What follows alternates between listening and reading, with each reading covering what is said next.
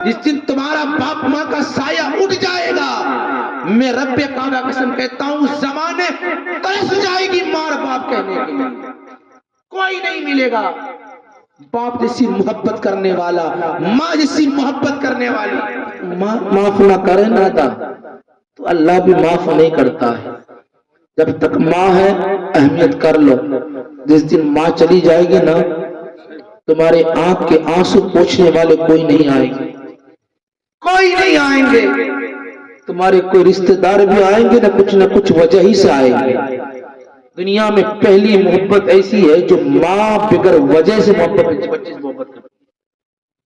ماں اپنے بچے کے لیے کبھی غلط نہیں سوچتی ہے، ماں اپنے بیٹے کے لیے کبھی غلط نہیں سوچتی ہے۔ ہر ماں چاہتی ہے میرا بیٹا کامیاب ہو جائے، ہر باپ چاہتا ہے میرا بیٹا کامیاب ہو جائے، اس لیے ماں کی عزت کرو۔ جس دن ماں آنچل اٹھا کر دعا کر دے گی تو رب کعبہ قسم اللہ بھی اس کی دعا کو رد نہیں فرمائے گا۔ اگر ماں جب کبھی ماں بیٹھے ہو نا تو ماں کے قریب بیٹھ جانا، اللہ اللہ ماں کے قریب بیٹھ جانا۔ آج تو ماں کو الفاظ استعمال کرتے ہیں، میں دیکھا ہوں کئی جگہ جاتا ہوں تو ماں کہتا ہے ڈوکری کٹے جا رہی ہے، ڈوکری کٹے جا رہی ہے، ڈوکرا کٹے جا رہی ہے۔ کیا وہ ڈوکری اور ڈوکرا ہے؟ ماں کہنے میں شرم آ رہے تجھے، باپ کہنے میں شرم آ رہا تجھے، یہ کون لفظ ہے؟ میں دیکھا ہوں قسم خدا کی، بات سامنے ہے کہ ڈوکرا کھانا کھا لے، ڈوکری کھانا کھا لے، کیا یہ ہے ماں باپ کی قدر؟ میرے پیغمبر نے فرماتے ماں کی قدر کر لو، باپ کی قدر کر لو، جس دن تمہارا باپ ماں کا سایہ اٹھ جائے گا، میں رب کعبہ قسم کہتا ہوں زمانے ترس جائے گی ماں باپ کہنے کے لیے، کوئی نہیں ملے گا باپ جیسی محبت کرنے والا، ماں جیسی محبت کرنے والی۔ ماں آج بھی ہو نا، کسی بچی کی شادی ہو جاتی ہے نا، جب وہ اپنے سسرال چلی جاتی ہے نا تو عید کے دن پہلے وہ کپڑا نہیں پہنتی، پہلے فون کر پوچھتی بیٹی تو کپڑا پہنی کہ نہیں پہنی، پوچھتی ہے اپنی بیٹی سے بیٹی تو پہنی کپڑا نہیں پہنی، کوئی پریشانی حال تو نہیں ہے؟ اگر بیٹی کہہ دیتی ہے نا کہ ماں آج میں پریشان ہوں تو یہاں ماں کپڑا نہیں پہنتی، لوگ کہتے پہنتی کیوں نہیں ہے؟ فرمانے میری بیٹی وہاں پریشان، اس کی ماں کیسے کپڑا پہنتی، اسے کھانے کے لیے کہے کھانا کھاؤ، فرماتی ہے کھانا حلق کے نیچے نہیں جا رہا ہے، فرماتے کیوں نہیں جا رہا ہے؟ فرمانے میری بیٹی پریشان ہے، روٹی اندر نہیں جا رہی۔ مگر جو قدر کر لیتے ماں باپ کا، اللہ کی قسم وہ دنیا میں بھی کامیاب اور آخرت میں بھی کامیاب، آخرت میں بھی کامیاب ہو جاتے ہیں۔ اس لیے اپنی ماں کی عزت کرو، ماں کے بغل میں بیٹھ جانا اور کہنا ماں آج اپنی آنچل کو اٹھا کر دعائیں تو کر دو، آنچل کو اٹھا کر دعائیں کر دو رب کے بارگاہ میں۔ رب کعبہ قسم کر ماں آنچل اٹھا کر دعائیں کر دیتا ہے تو رب کا کر دیتی ہے تو اللہ تبارک و تعالیٰ ان کی دعاؤں کو رد نہیں کرتا بلکہ ان کی دعاؤں کو قبول فرما لیتا۔ بے شک سبحان اللہ، ماں کی شان تو پیغمبر نے فرمایا ہے۔ آج کتنے بڑے بزنس مین ہو، کتنے بڑے پیسے والے ہو، اللہ باپ کے چہرے کی جڑیوں کے صدقے عطا فرما دیتا۔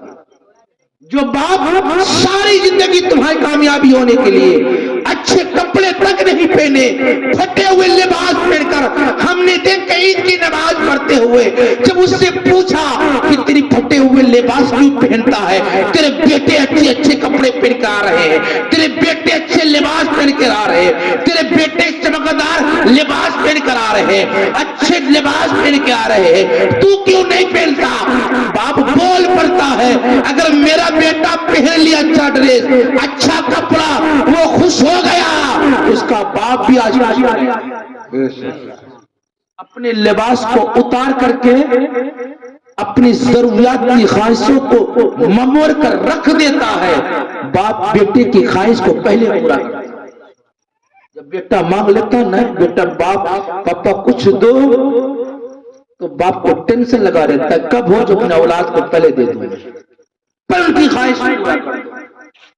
یاد رکھنا باپ اپنے بچے کے لیے ہر زمانے میں امیر ہوتے ہیں، अमीर होते हैं, राजा होते हैं, अगर जेब के अंदर 20 रुपया भी हो ना, और जब बाप को भूख लगी है ना, वो 20 रुपये से खाना है, अगर बेटा मांग लेता है तो निकाल कर दे देते हैं, निकाल कर दे देते हैं। घर के अंदर अगर 3 रोटियां हैं, बेटा 2 खा लिया, फिर कहती है मार लोगे को, हाँ थोड़ा तुम खा लो, को मेरा मन नहीं खाने का है, अपने भूख को मार करके अपने बेटे के पेट भर देती है। माँ वो है। जब माँ चली जाती ने, अल्लाह हकीकत में ऐसे ऐसे लोगों को देखा, वो तड़प तड़प के मर गए माँ माँ कह कर। कदर कर लो माँ की, कदर कर, क्योंकि अपने माँ की कदर बाप की कदर किया है। बस 2 मिनट आता खत्म कर, मना रहा कुछ बंद कर दो, चलने दो। कब तक? परसों तक की, कल तक? नहीं, एक चलने दो, बोले कल तक चलने दो, है ना? तो दूसरी अल्लाहुम्मा सल्ली अला सय्यदना सफियाना हबीबना करीमना नबीना मौलाना मुहम्मद व सल्लम सल्लल्लाहु अलैहि वसल्लम। हजरत अल्लाह तबारक तआला ने मौत दस्ती जब खिंच जाती है ना, सामने जवान, उसको ही मौत आ जाती है। और मौत देखा मैं ऐसे ऐसे जवानों को हकीकत में यकीन नहीं करता, उसको मौत आती है। अब कहता क्या यकीन, हकीकत नहीं, यकीन करो, मौत न जवान न बचपन, जब मौत की बारी आ जाती है सामने जवान से भी मौत आ जाती है। अल्लाह अकबर। मौत क्या सुनना, जब इंसान मर जाता है तो अमाल कैसे करे? आज लोग नमाज नहीं पढ़ते। मैं देखा नमाज पढ़ने के लिए कहो तो बिल्कुल नमाज पढ़ने का ऐसा लगता है कि नमाज किसी को रिकाते याद भी नहीं है, बहुत सारी को रिकाते याद ही नहीं है। मैं एक इमाम साहब कह रहे थे, ये वाकई में कैसे सुनाया भी हूँ। एक इमाम साहब पकड़ा एक आदमी, रोजाना उसे चीटिंग करता था, रोजाना चीटिंग। मैं हमारा साहब कल से पक्का नमाज पढ़ूंगा, उसका कहीं पक्का ही नहीं होता। एक गली से इमाम साहब निकले और पकड़ लिया सामने, अस्सलाम वालेकुम, वालेकुम सलाम, के बाद फंस गया। नमाज पढ़ के आओ फजर की, को हाँ पढ़ के आया हूँ ना। पढ़ के आए को हाँ पढ़ के आया हूँ। कितने रकात पढ़ के आए फजर की? कि हजरत 6 रकात पढ़ के आया हूँ फजर में। 6 रकात पढ़ के आया हूँ। इमाम साहब बोले 6 रकात, को मजाक किया, सही बता दूं इमाम साहब को? हाँ 8 पढ़ के आया हूँ। 8 पढ़ के। इमाम साहब इसकी नमाज अलग नियारी नमाज है।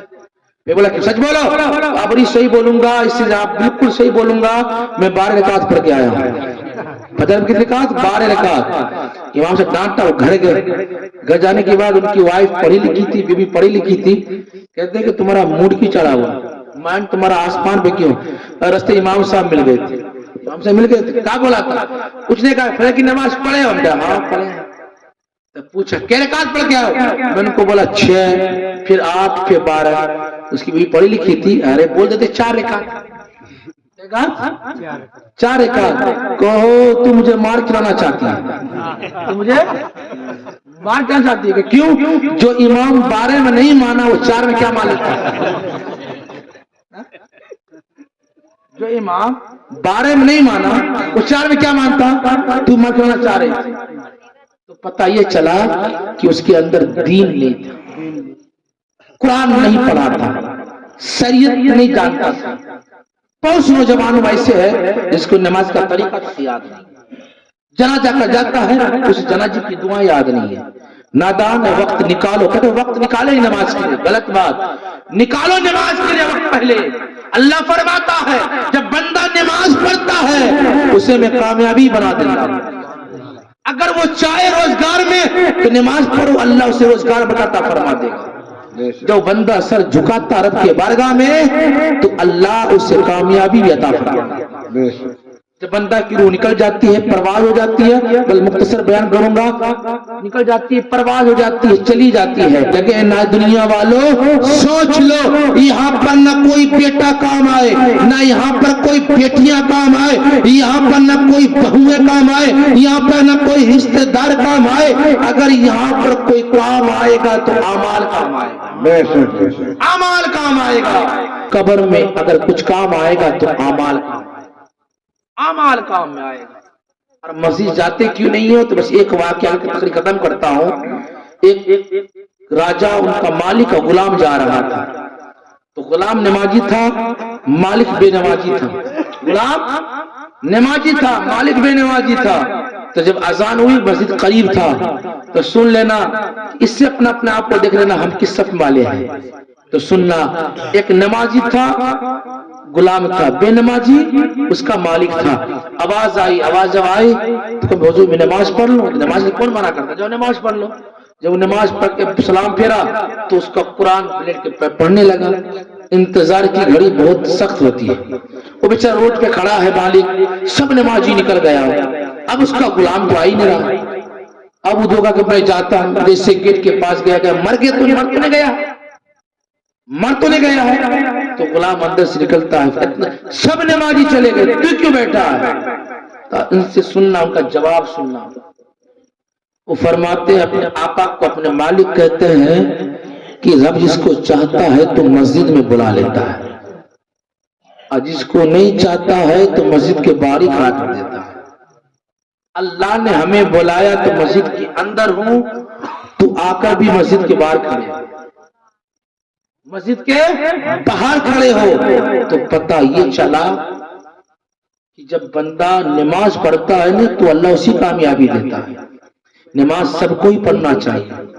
جس گھر میں بے نمازی کی نظر پڑ جاتی ہے نا، اس گھر کے اندر بے نمازی کی نظر پڑ جائے، اللہ اس گھر سے برکت کو اٹھا لیتا ہے. کتنوں کماؤ کھاؤ ختم کر دو گے، اور جس گھر کے اندر بے نمازی رہے تو اس کا عالم کیا ہے. آج ہمارے مردوں کے اندر بھی بے نمازی، عورتوں کے اندر بے نمازی. ایسی زندگی، اللہ اکبر، جس چیز کے لیے منع فرمایا اس طرح لوگ زیادہ جاتے ہیں کہ کبھی کسی کی چغلی مت کرنا، کبھی غیبت مت کرنا، کبھی تہمت مت لگانا، کبھی رشتہ قطع مت کرنا. حدیث مبارکہ ہے جو رشتہ قطع کرتا ہے اللہ اسے جنت میں نہیں جائے گا، اور جو کسی کی غیبت کرتا ہے فرماتے اپنے مردار بھائی کے گوشت کھانا بہتر ہے مگر کسی کی غیبت کرنا بہتر نہیں.